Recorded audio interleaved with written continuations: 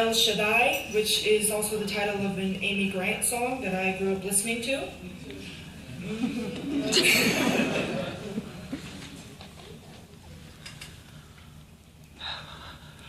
And so I'm from a stock that traded in free weekends and blue jeans for dog tags and dungarees when their nations called on them to serve.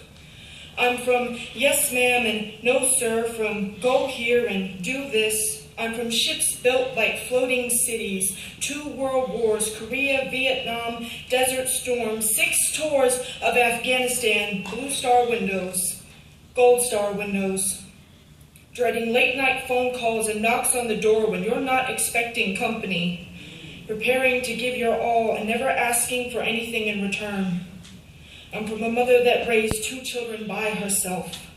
I'm from a house where fathers feel more like urban legends, a story that my mother tried to write for me, but she was never really the best with tall tales, and it comes as no surprise when he leaves. His car pulls out of the driveway and does not return.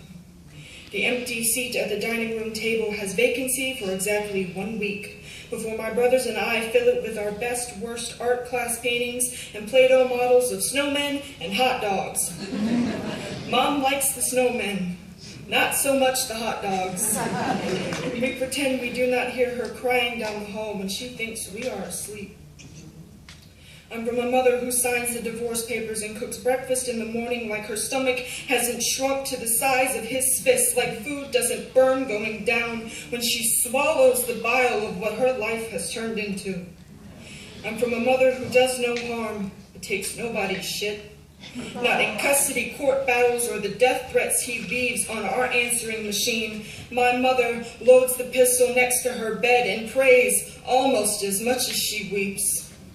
She moves her children from cornfield, bleach white town on the plains to hustling, bustling, big city, East Coast, puts herself in college, battling each tick-tock of God's clock, Lyme disease eating away at the muscles in her back, the unsteady skip-beat rhythm in her heart, her only marching tempo, and when fatigue sets in, when the empty seat father takes her son, when everyone leaves but me.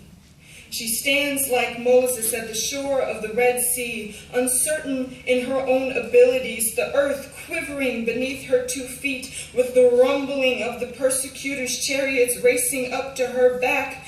But my mother trusts God to part the waves of despair and see us through to the other side. We, lost tribe of Israel, in a sea of thousands, a nation of 2. We emerge undrowned, grateful, and when morning comes, the dawn of a new day on our own, my mother makes French toast, unloads the gun on her nightstand and puts 1 foot in front of the other, begins the slow march to the land beyond this river Jordan of her tears that was promised to us. This is who I am, and all I hope to be, but I am not nearly so straight in my resolve. I'm not straight in a lot of things now that I think about it. I'm from a people who had to march and lobby in order to marry. I'm from cold-eyed sneers over the pulpit from so-called God men who thought that they could judge like God can, and so I stopped going to church. I am the envious stares at straight couples on the street.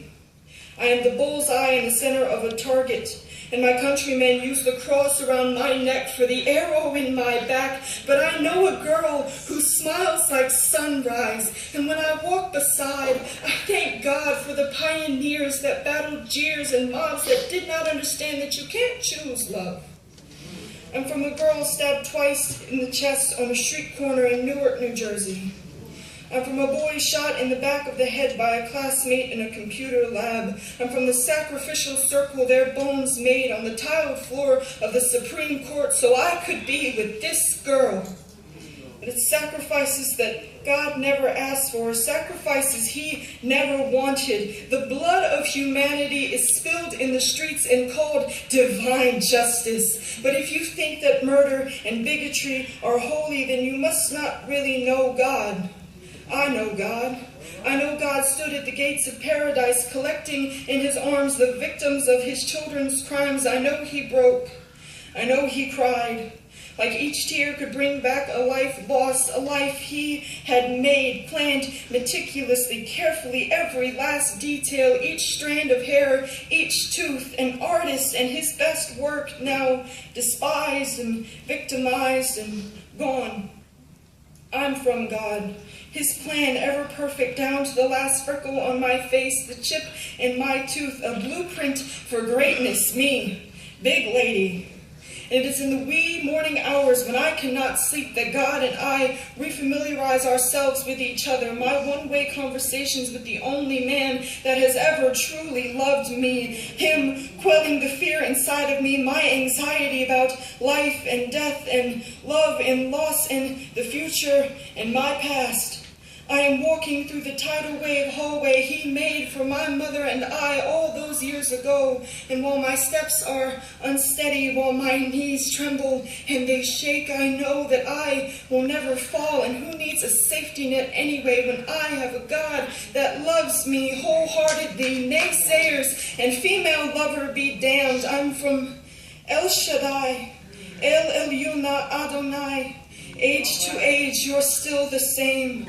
By the power of the name, I'm from the palms of your hands to the earth you created for me to conquer, and I'll be damned if I ever let myself forget it. I will praise you till I die, El Shaddai.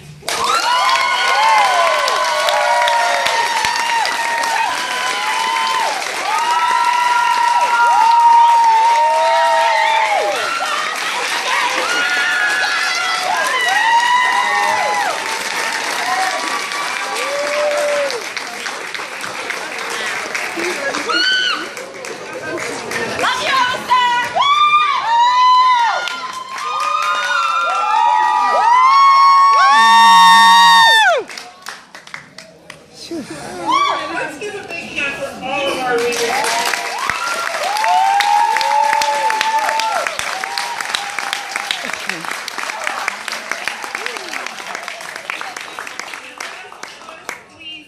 Please give a big hand for Glenis Redmond.